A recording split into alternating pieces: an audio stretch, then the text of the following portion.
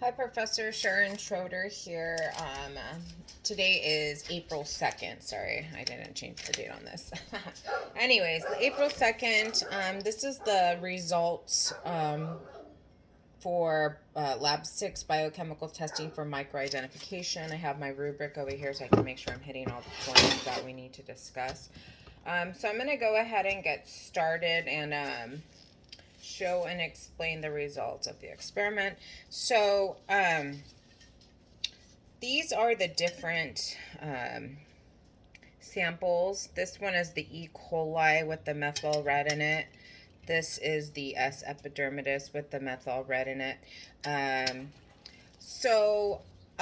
For the methyl red, yellow means there's a negative test result, and it looks like these ones here stayed yellow.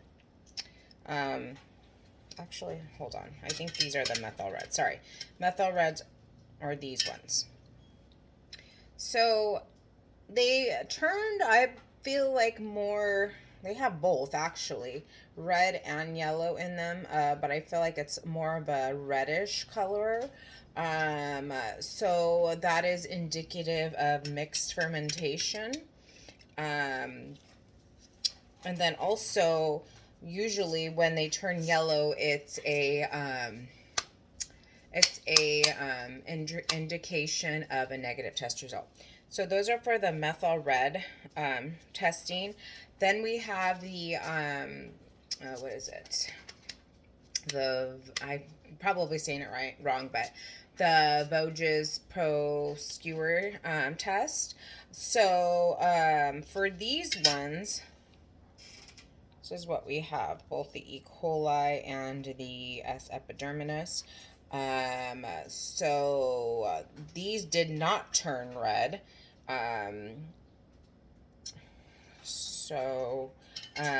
That usually means that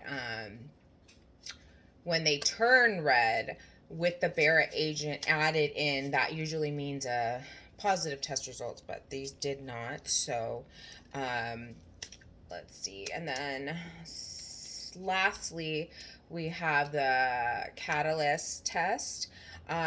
So I don't have my little slides anymore, but for the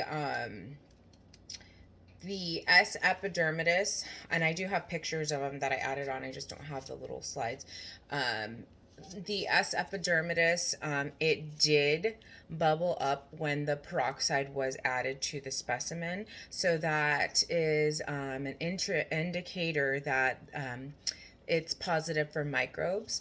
And then for the E. coli smear, it looked like it turned into water, which means that it was the catalyst was turned and it broke down into water, the E. coli specimen, and it looked like it kind of like it didn't want it on the actual part where the specimen was. It was like pulled over to the side, which was pretty cool to see.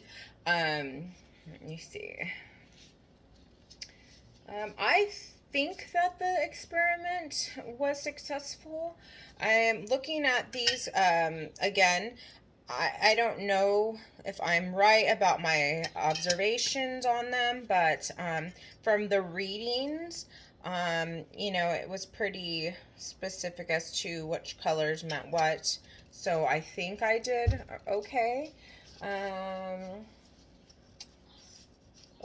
Explain how the experiment results apply to real life. So in the readings that we were doing for this chapter, it did mention that there are still 3 million species of bacteria that still remain unidentified. So I feel like these types of tests, when they're being done, are helpful in real life because you never know what we might run across. I mean, I shouldn't say we, scientists might run across, and what they might find and be able to identify using these tests maybe they might be in the future be able to identify those bacteria that are still out there that are not, that are unknown. And, we can find medications that can help people. So I think that's helpful to the real life.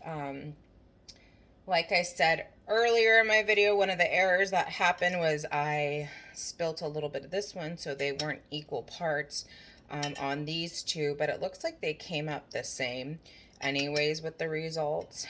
But other than that, this one was pretty straightforward, and it was interesting to see the reactions of the different agents when you initially added them in, and that is shown in my experiment video.